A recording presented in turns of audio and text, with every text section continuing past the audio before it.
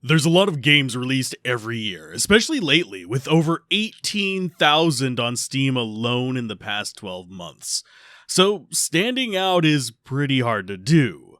Today, I want to take a look at a game that stood out to me, but that I will likely not get to cover in a full review for quite a while.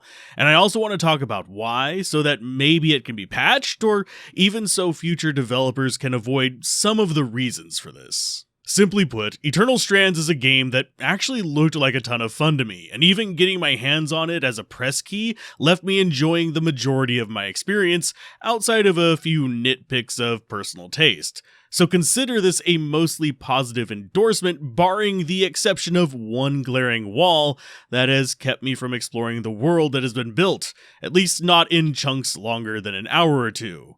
Namely, motion sickness, or more precisely, simulator sickness.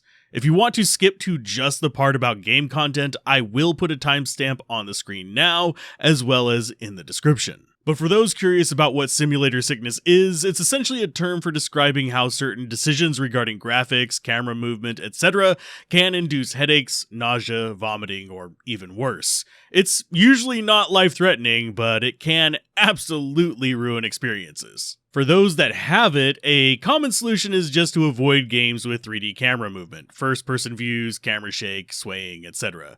Though with caution, people with minor simulator sickness, like myself, can usually get away with playing most games. Doubly so if those games include various accessibility options and design choices. Eternal Strands actually does include a few of those, such as the ability to disable camera shake and the ability to adjust camera sensitivity and field of view.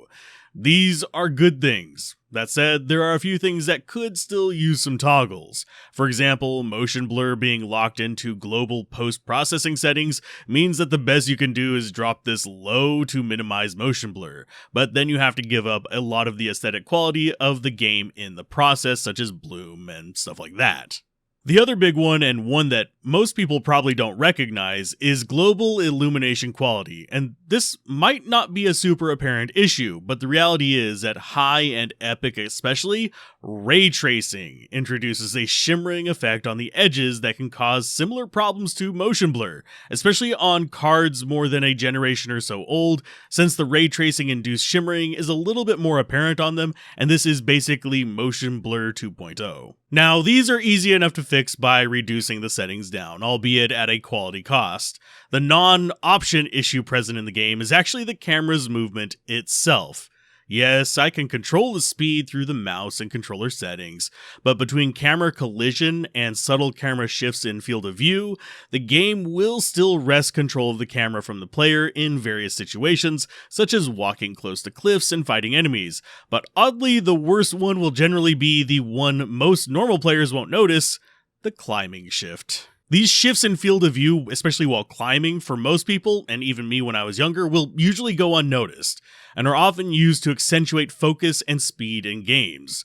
Though by making them less visible, you instead introduce an effect similar to seasickness, where instead of dramatic intentional movements which are easier for us to adapt to, it instead has the same effect as the Cloverfield and Blair Witch camera movements, subtle, almost unintentional feeling and hard to compensate for. That said, overall, it's far from the worst in these regards, and with specific settings, I was able to get a bit over 2 hours in one sitting, and well over an hour in others, without completely knocking myself out for the day. So, still able to be adapted to, just your mileage will vary, especially depending on your playstyle and sensitivity to the motion. Now, what I've experienced in the 6 or so total hours I've spent in the game, in spite of all this, is a rather enjoyable experience for people who are fans of exploration, crafting, and fantastical worlds, and it takes a step further with one of the more enjoyable action combat magic systems I've seen in a while. Thanks to its more free-form nature and the tendency for it to pull the yes and card in most situations, outside of you trying to do stuff like leap off the map. Starting from the top, the aesthetics are a nice break from the usual, with vibrant colors and an almost Breath of the Wild motif, but far more compact so to prevent that empty feeling you get from these. And it also packs in more exotic character design, since while our main character is generic vanilla human, the world does have a rich mix and much more distinct combination of other species of sentient creatures. This This all stacks together to create a fantastical world while still remaining engaging and grounded. Combine this with the infrequent but also enjoyable animated cutscenes and voice acting, and this feels like a title that is hitting well above its budget. And while you can tell where the pennies were saved, they're not detrimental. And the big one, which is the dialogue screens that use static images that brighten or darken depending on the speaker, just make me nostalgic for games like the early Disgaea titles, and made room for improving the rest of the overall experience. The gameplay world has a similar attention to detail, with much of the environment, including the rank-and-file enemies, being exploitable and destroyable both via weapons and magic to change it based on your current outing.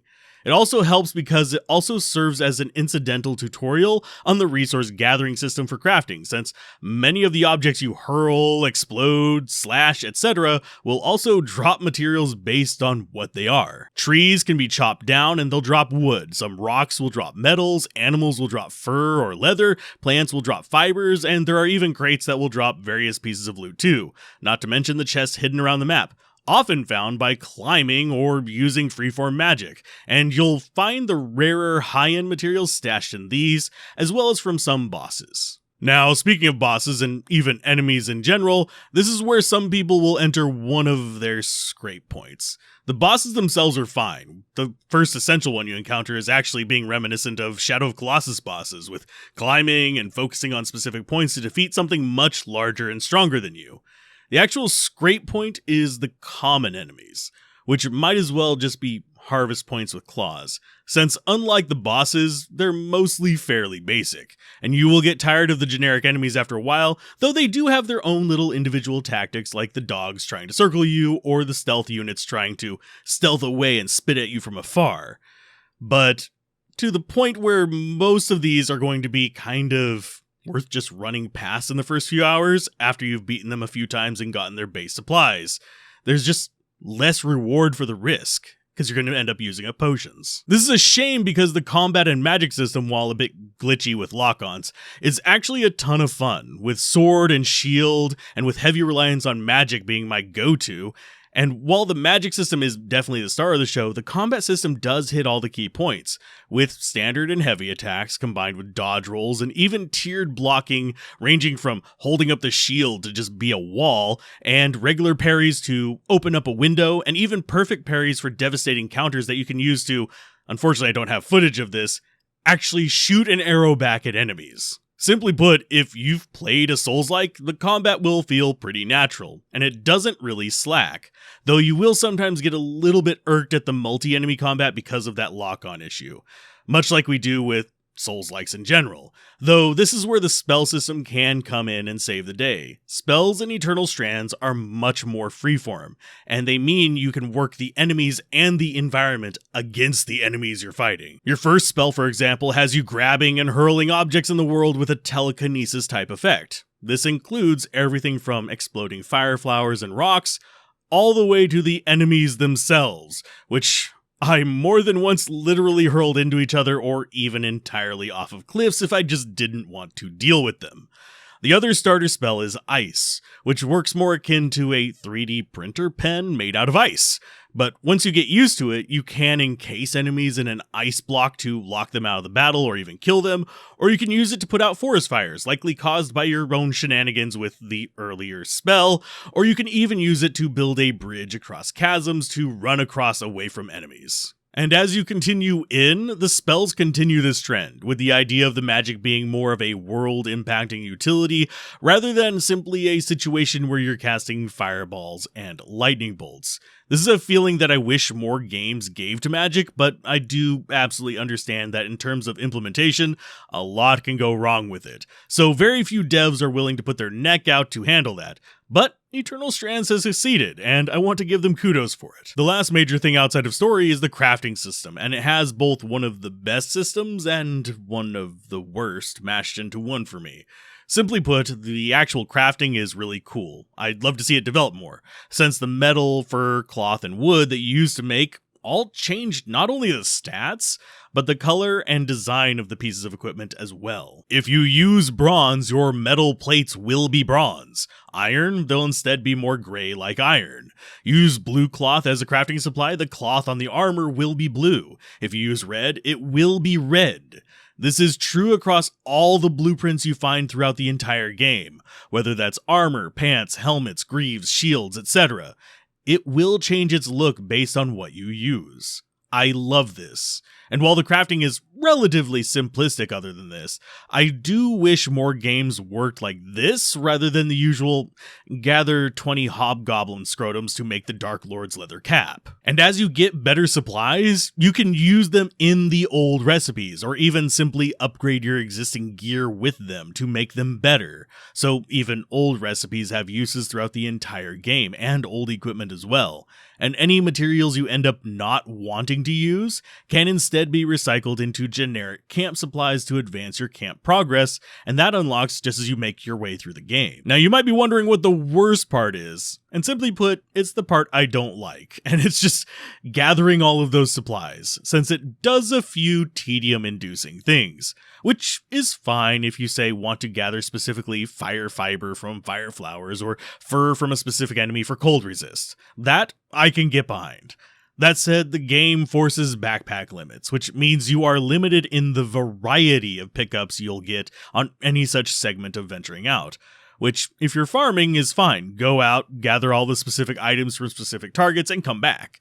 But it often made exploration runs feel annoying, since you'd end up with a far greater variety of items that you'd just not be able to bring back. For me, it would have been more engaging if the backpack system would have worked a bit better with a limit on hard quantity of items or weight of items, rather than a limit on the variety of items. Since this means whether farming optimally or just exploring, you would have still been able to get similar overall value out of your trips before having to return to drop off, without being punished for experiencing variety in a run.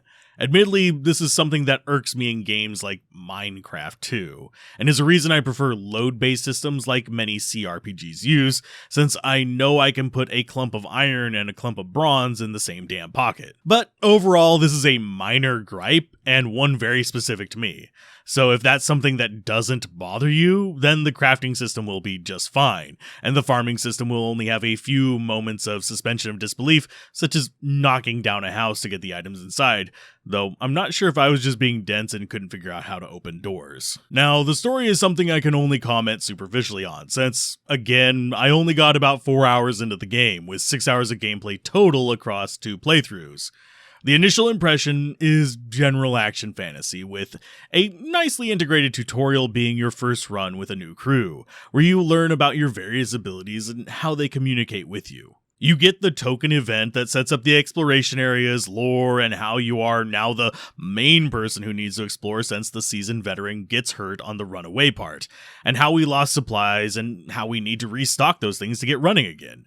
The characters all establish their initial personalities early, and some decision events come up that you react to, that feel like they might change some late-game opinions and actions of the other characters, though I can't say for certain how impactful these might be. And from then on out, you get into the game loop of morning, afternoon, and evening segments of trips to and from camp, combined with quests and growing lore of the characters. Each of the characters felt developed enough for the genre, with obvious backstories, motivations, interests, and even distinct personalities and clashes, and yes, you can even pet the weird buffalo thing that's super fluffy. It all flows quite well, and while simple and rhythmic in how it handles progress, it never felt super artificial and separated like I'd sometimes run into with titles like Persona. Instead, it feels more akin to the day and night cycles in something like Last Spell, where you'll just have your daily routines and they're integrated with each other. Personally, I enjoyed Eternal Strands, and I am keeping the game installed and slowly working my way through it on my one day off a week. And maybe in the future we'll see a full review on it when I eventually finish it in between other projects, or if they're able to patch up the stuff that causes motion sickness for people. Maybe then I'll be able to do a proper full stream on it someday, just over on Twitch as a nice break.